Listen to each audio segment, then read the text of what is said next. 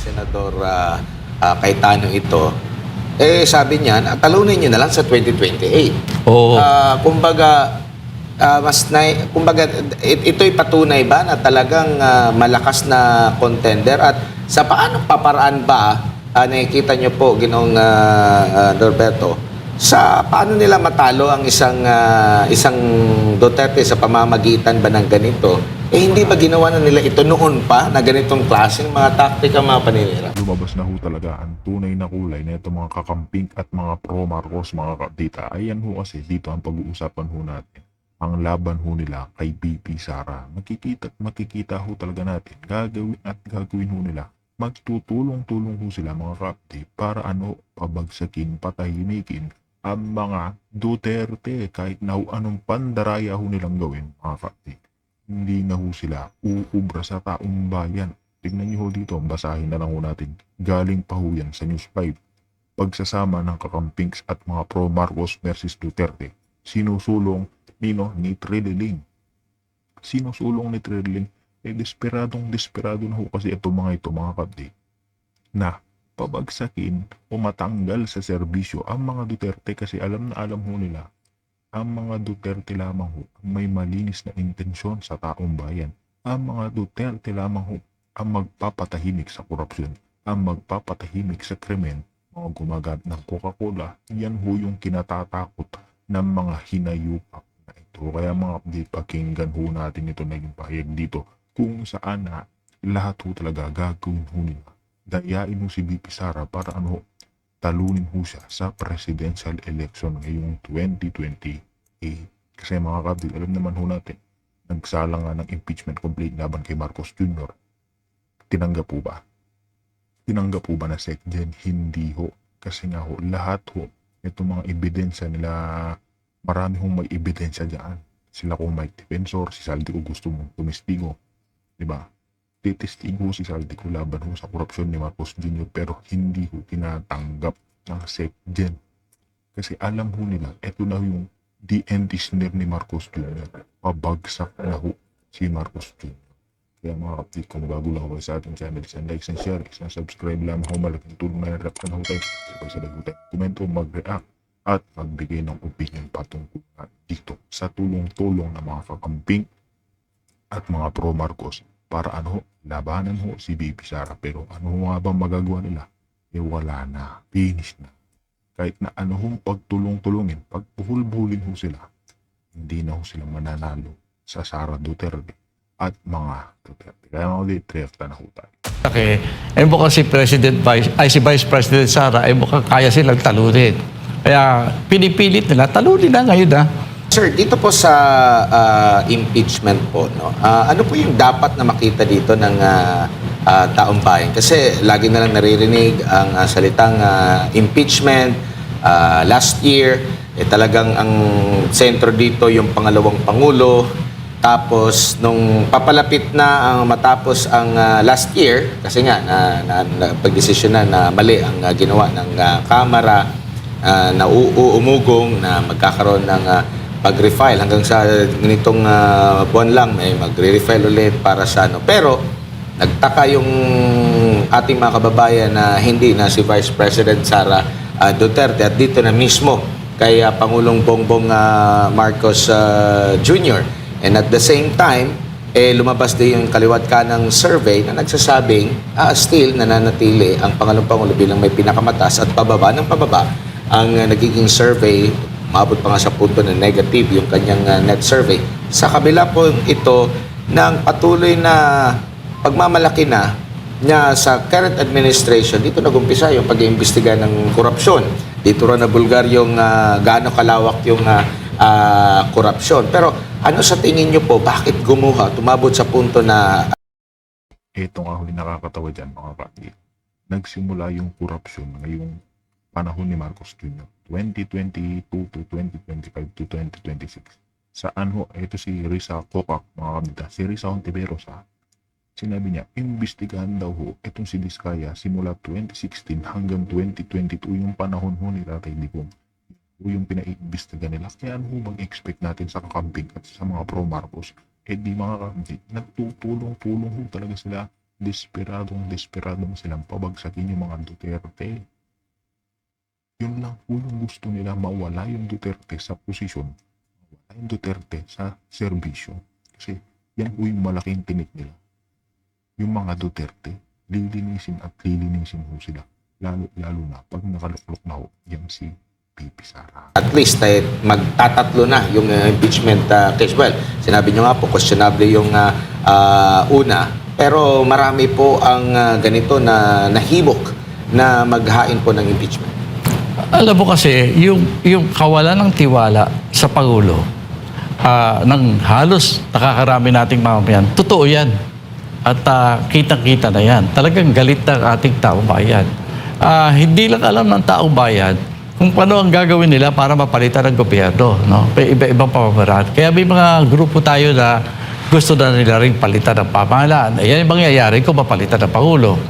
Kaya ang ginagamit nila, yung umiiral na sistema, ayan ay impeachment. No? Kaya talagang madaming magtataka yan. No? Kaya lang, siyempre, sa kabila naman, haharangin yan. Yun po tungkol kay Vice President Sara, kinakatakutan lang yan. May isang grupo na nabubuo sa ating sistemang politikal na gustong sila ay matanggap ng tao na sila ang magliligtas sa sambayanan. Pero kailangan maiboto sila sa 2028. Ang problema nilang malaki, mukhang si Vice President Sara, mukhang kaya silang talunin. Kaya pinipilit nila, talunin na ngayon tanggalin nila So kumbaga, yung minsang nasabi ni, kung di ako nagkakamali, parang si Senador Cayetano ito, sabi niya, talunin niyo na lang sa 2028. Oo. Kumbaga, ito'y patunay ba na talagang malakas na contender at sa paanong paparaan ba nakikita niyo po, Ginoong Norberto, sa paano nila matalo ang isang Duterte sa pamamagitan ba ng ganito? Hindi ba ginawa na nila ito noon pa na ganitong klaseng mga taktika, mga paninira? Alam mo, kasi Sa mga naging pahayagan ni Senator Alan Cayetano, mga update na kung totoong galit nga naman sila sa Duterte, talunin nila sa 2028, hindi yung dadayain ho nila. Hindi ko yung dadayain nila, idadaan ho nila sa panloloko sa sambayan ng Pilipino. Dahil naman kahit na anong lokohin nila, paikot-ikutin nila yung utak natin. Maraming Pilipino, milyon-milyon mga Pilipino pa rin ang totoong nagsusuporta, nagmamahal, naniniwala kay VP Sara. Dito sa bangag na presidente, wala na hong maniniwala dyan. Wala na hong maniniwala. Mga trolls na lang ni bangag. Di ba? Overdose na kakagamit ng Coca-Cola. Di ba nasisira na yung bituka niya? Kakapuyat. Ayan. Ano nangyayari? Nakakarma. gusto talaga nilang manalo sa 2028. Ang nakikita siguro nila, they're so unpopular. Kasi nararamdaman yan Kasi alam mo, yung marami siya nagpaplano na tanggalin si Vice President Sara, alam mo, namuno na sa gobyerno ang ilan dyan. At kaya nga nanalo ng todo si President Duterte Kasi nga, sa reklamo, sa incompetence na nakita nila, yung administrasyon na natalo tuloy. No? Yung pinalita ni President Duterte, maraming incompetent doon. Yan, nagpipilit bumalik ulit ngayon. At nakikita naman nila na para bang unahan dyan si Vice President Sara, baka hindi sila manalo. O baka hindi sapat ang pandaraya para talunin. Pero nakikita nyo po ba na nabigyan sila ng sapat na panahon itong mga nakalipas na mahigit 3 taon na para makabawi sa kanilang pagpapaganda sa kanilang imahe talaga, yung legit na talagang mararamdaman ng taong bayan? Alam mo yung mga opposition nga na nagsasabing opposition ngayon, yung first 3 years ni Presidente Marcos, sinumantala nila para magkapera. Kasi ang tingin nila, kung wala silang tamang kaban na panlaban, baka matalo pa sila. Kaya ang una nilang ginawa, umampi sila sa Pangulo. Kaya nagtataka nga ako sa Makabayan Black Nakikita ka, bakit nagpapile ng impeachment complaint ngayon? Ang pinanggalingan ng kanilang puhunan ay ang tropa ng ating Pangulo at saka ng ating dating speaker. Ang ibig sabihin pa, sapat na yung nakuha nila. Kaya lalaban na sila ngayon. Kumbaga, nakita nyo po, kasi alam natin, yung in-establish na unit team, maaga yung naputol at parang sa iba, nag-unit team. Tapos yung sa iba niya na unit team, parang kumalas din naman ngayon at parang binabalikan na sila. So naging mali ang hakbang sa inisyal nitong kasalukuyang administrasyon. Sa tingin niyo po? Well, akala na kasalukuyang administration, masusustain nila eh. Masusustain nila. Ako from the beginning, alam ko, sa pagkakakilala ko, doon sa mga grupo na yan, talagang hindi mga tapat na kaibigan niya mga yan. No? Kapag nakita na, lalo na ngayon, kitang-kita na wala ng trust sa bayanan, sa pakasalukuyang gobyerno o sa pakasalukuyang pangulo. Baka mahuli sila. Kasi nagsisimula na rin naman yung ibang grupo na sinasabi, mga kasama ng administrasyon dyan, na kung sakalit babagsak ang gobyerno, tangay sila. Ayaw nilang mangyari yan. Kaya nagsisimula na sila ng kilos na para bang humikiling na sila sa popular na sentimiento ng sambayanan. Mas lalong nagalit yung taong bayan dahil nabubulgar kung gaano kalawak yung korupsyon. Kasi dati sa panahon ni PRRD, ang nabubulgar doon yung sistema sa illegal na droga, kung gaano kalawak ito na umabot na nakaugat na hanggang sa gobyerno natin, kaya pahirapan. Yun yung talagang tinutukan sa nakalipas na administrasyon. Now ngayon, ang mas malubha naman ngayon is ang pera ng taong bayan at nakita yung lawak, gaano sinalaula yung pera ng taong bayan. Pero still, kasi pwede nilang i-corrupt ito para meron silang sa kanila. At Ayan nga ho. Kaya hindi ho natin pwedeng ipagkumpara ang Duterte sa mga Marcos kasi nga mga kapatid, yung intention ho ng Duterte, malinis ho. Malinis ho yan. Ikukumpara mo dito sa mga magnanakaw. Diba? Malayong malayo po yan mga kapatid. Ipagkukumpara mo si Tatay Digong. Si Tatay Digong, nakilala ho yung The Punisher. Bakit ho siya kinalang The Punisher? Nililinis niya ho yung mga gumagamit ng Coca-Cola. Iniligtas niya ho yung mga ordinaryong Pilipino sa kasamaan.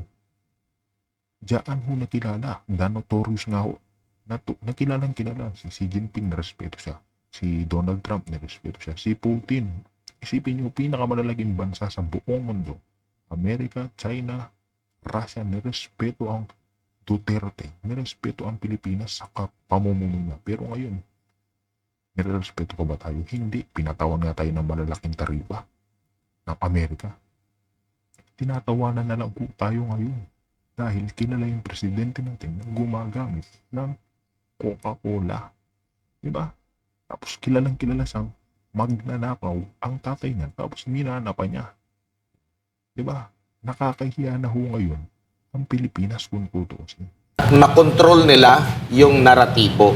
So, kahit gaano kalaki ba ang pera, kahit gaano kalaki yung ninakaw, hindi pa rin mananaig.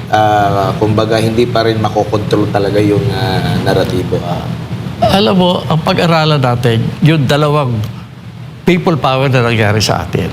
Ang panahon ni Marcos Sr., hindi natin masasabing hindi busog ang birokrasya, hindi busog yung mga korona niya, busog pati ang armed forces, police, lahat yan, busog yan. Bakit natanggal pa rin siya? Kasi may hangganan ng pera. Parang yung GMA, Para bang sinasabi niyo po ba na parang hindi na natuto? Oo nga Kasaysayan. Kailangan titignan mo yung kasaysayan, no? Ang taong bayan, may breaking point. Breaking point lahat yan. Ako, nakikita ko, kaya hindi ako masyadong nangangamba. Kunyari, tungkol sa impeachment, baka hindi matuloy, hindi matagal ang Pangulo. Ako sinasabi ko, pagka lumalaho ka sa sistema ng pamumulitika ngayon, mahihirapan kang ito pa rin yung gusto mo mangyari. Ang dapat pinapakinggan na ngayon, yung sentimiento ng ating mamamayan. Iba kung kumilos ang mamamayan. Pag kumilos na yan, hindi na yan mapipigil. At ako naniniwala ako dumadating na yan. Apo. Sa tingin niyo po, kasi sinasabi yung mga naratibo na yung impeachment na yan, makakagulo lang yan sa bansa, makakaapekto lang yan sa ating ekonomiya. Pero sa tingin niyo po, alin po yung may mas malaking epekto sa kabuuan sa bansa? Yung mga ganitong klaseng hakbang laban sa nakikita nilang mga incompetent, tiwali, mga korap, or pabayaan na lang at malugmok tayo na present yung korupsyon at hindi masasagot, or both, wala tayong panalo and talagang dapat tayo magano, or merong at least doon sa dalawa na yon may makikita kang liwanag sa ano po? Alam mo, kasi yun na nga ang nakakalungkot eh. Alam mo, yung mga grupo na akala natin sila ang magiging opposition dito sa mga talagang nangyayaring katakot-takot na pagdadakaw dito sa bayan natin. Pinipilit pa rin nila na ang pagbabago ay magagaling sa umiiral na sistema natin. Yung maduming politika, ang tingin nila pwede pang linisin. No? Hindi na pwedeng linisin niya. Kailangan talaga pagbabago. Pero hindi nangyayari yan. Ngayon, mag-iintay ba tayo? Hindi po pwede eh. Kasi kung titignan mo, ito, akala natin, yung mga biro, pakikinggan mo, aba, iba na ang relo ng mga congressman ngayon na. Mga mumurahin na, nawala na yung mga branded. Tapos yung mga kotse, hindi na rin yung mga magagara. Sabi ko, nagbabago ng mga politiko, mukhang maganda yan. Pero nung dumating yung budget natin, naka-ideprova ngayon. Kung susuriin ng tama yan, makikita mo, hindi nagbabago ugali ng mga magnanakaw sa gobyerno. Magnanakaw pa rin. At sa susunod pang taon, baka mas malaki pa kasi inaasahan nila, kaya pa rin bilhin ang sambayanan. Kaya nag-iipon, so walang pag-asa. Ano po na masasabi niyo naman po na yung, di ba may kasabi, don't shoot the messenger, pero ang nangyayari ngayon, merong isa na nagbubulgar sa ganyang mga korupsyon, pero imbis na imbestigahan yung kanyang hawak-hawak na mga aligasyon, may dala-dala siyang mga sinasabi kaya nilang patunayan, may mga dokumento, pero imbis na yun ang mapag-usapan, kasi related pa, kasi sinabi mismo ng Pangulo na magtulungan laban sa korupsyon, so may mga naglakas ng loob, pero ang nangyayari, sila mismo yung binabanatan, hinahanapan sila ng butas, hinahanapan ng kung ano man, ang mensahero mismo. Ayan, tulad ho niyo. Panoorin niyo ho si Con Leandro Lebiste. Imbis na nilalabanan niya ho yung korupsyon, ginagawa ho siya, binubutasan ho siya, pinapatawan ng 24 billion. Si Kong Kiko Barsaga, nagsalita yan laban kay Marcos Jr. sa korupsyon ng gobyerno. Anong ginawa sa niya? Sinuspend. Ngayon, patapos na yung suspension ni Kong Kiko. Anong ginagawa? Another na naman ho may complaint na naman, ethics complaint na naman ho, ipinapataw sa akin. Anong expect natin sa mga tao dyan?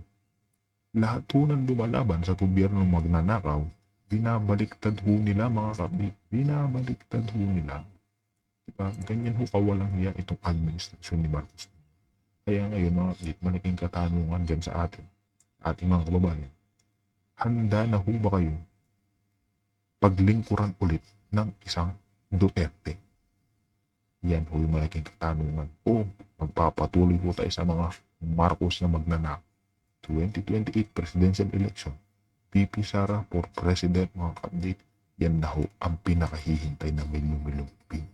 Si Marcos Jr. at makulong habang buhay. Diba? Yung doon nagkakaroon ng investigation, imbis doon sa hawak-hawak niya na maaring makapagbigay ng solusyon or tulong sa paglaban sa korupsyon.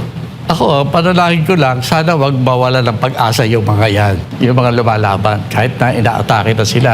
Dahil importante na patuloy yung kanilang ginagawa. Pero ang masasabi ko lang, mukhang nadenggoy na tayo eh. Nailipat na yung proseso ng pagtingin sa korupsyon. Naipasok na sa sistema na talagang pagkabagal-bagal. Nakita mo naman ang mga hearing natin. Ang pagbuklat natin ng korupsyon, ang talagang namimili kung sino ang uudahin. Kita na natin yan. Ang ibig sabihin niyan, mukhang natalo tayo sa proseso. Yung narrative, naikiling na eh. Kaya medyo mahihirapan at kaya dapat siguro bigyan na natin ng warning ating mga kababayan. Huwag kayo mabibigla. Yung ating galit sa korupsyon, baka walang pag-asa hanggat hindi natin iniisip ang pagbabago ng ating pamahalaan mismo. Dahil naikiling na yung proseso eh. Baka tayo matatanda, wala na, hindi pa tapos yung kaso ng mga yan eh. Opo.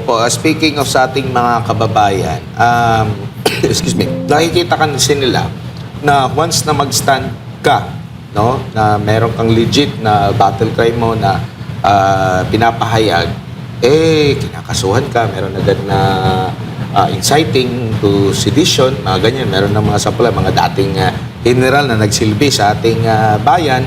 Meron pang isa, nag-post lang siya patungkol doon sa Republic of Mindanao, parang pagtataksil na. Pero kung tutusin, kung lalaliman mo yung reason kung bakit na-put up yung ganong klaseng issue, malalaman mo na neglect mo yung Mindanao. Kami, malaki yung binibigay namin sa kabuuan sa Pilipinas, pero napapabayaan kami. So, hindi mo may sasantabi yung mga ganun na mga sentimento. Pero, paano ito dapat tanggapin ng ating mga kababayan? Baka mas lalo silang matakot kasi, ganun pala yun. Hindi na lang ako mag-voice out kasi meron palang kaso. Yun ngang na-misinterpret lang yung salitang Cebuano na pinagkamalan na, may death threat na or gustong patayin ang presidente, secretary. Noong panahon ni Marcos Sr., hindi lang kaso tatanggapin mo. Nawawala ka pa. Nawawala ka nang hindi ka na nakakabalik. You know? Ganun yun. Pero ganun pa man, dumating ang puntos na talagang hindi na kayang pigilin ang paghahangad ng ating sambayanan sa pagbabago. Isa lang masasabi ko dyan, no? Darating yang panahon na talagang magtatagumpay ang mamamayan na mabago ang pamahalaan, ang sistema na umiiral. Pero ang masaklap, kung wala naman tayong plano kung anong gusto nating mangyari sa kinabukasan, wala tayong pinaplano maganda para sa bayan, basta galit lang itong ating pinaiiral sa ngayon. Hindi natin pinag-iisipan. Kung biglang nag-resign yung Pangulo, ano gagawin natin? May nakapag-isip na ba kung ano talaga ang gagawin ng pamahalaan? Yun naman ay dapat yung mga seryosong mga mamamayan natin na mayroon na karanasan sa tamang pagpapatakbo ng pamahalaan, may mga ideya kung saan dapat dali ng bayan, yan, sa tingin ko, quietly dapat nagsasama-sama na yung mga yan. Opo. Para pag nabago na yung pamahalaan, meron na makapalit. Secretary, huli na lang, bago lang si partner Jay. Sa tingin niyo po, alin po yung dapat na baguhin? Ang mga opisyal ba o mga namumuno ba? O yung sistema ng ating gobyerno? Or both? Siyempre, at kakayanin ba ito either way? ang masasabi ko lang, huwag tayo matakot sa mga nagsasabi na kapag tinanggal ang Pangulo, magkakagulo. Hindi totoo yan. Kasi baka mas maganda ang papalit. Di ba? Hindi natin alam yan eh. Hindi totoo na kapag karoon ng mga aksyon na nagsasabi na pagbabago, magkakagulo ang bayan. Hindi totoo yan. May kasaysayan tayo na nakita natin na kaya nating baguhin na total ang ating gobyerno nang walang gulong nangyayari. Peaceful tayo eh. Opo. Pero minsan nasisisi yung mga botante rin po dahil, binoto nyo yan eh. Nasa inyo yung pagkakataon na pumili ng ganito. Minsan nasisisi rin na sila, kumbaga, legit ba yun ang klase ng pagsisisi natin sa kanila or sadyang meron talagang individual na kala mo mabait at matino, pwede palang ma-impluwensyahan. Yan ang problema natin. Pati nga yung mga kagalang-galang natin eh. Ang lagi nilang iniusap kailangan na voters education. Yan ang sinasabi, voters education. Gusto nilang bigyan ng pag-aaral ang mga boboto. Ang problema ho dyan, mga kabit, wala ho sa Pilipino. Ang problema ho talaga dyan, nasa isang leadership ng isang presidente. Nasa leadership po yan. Hindi ko natin kasalanan na binoto natin sila kasi hindi natin masisisi ating mga babae na nagtiwala ulit na sa tingin na ngayon ho nila may pagbabago.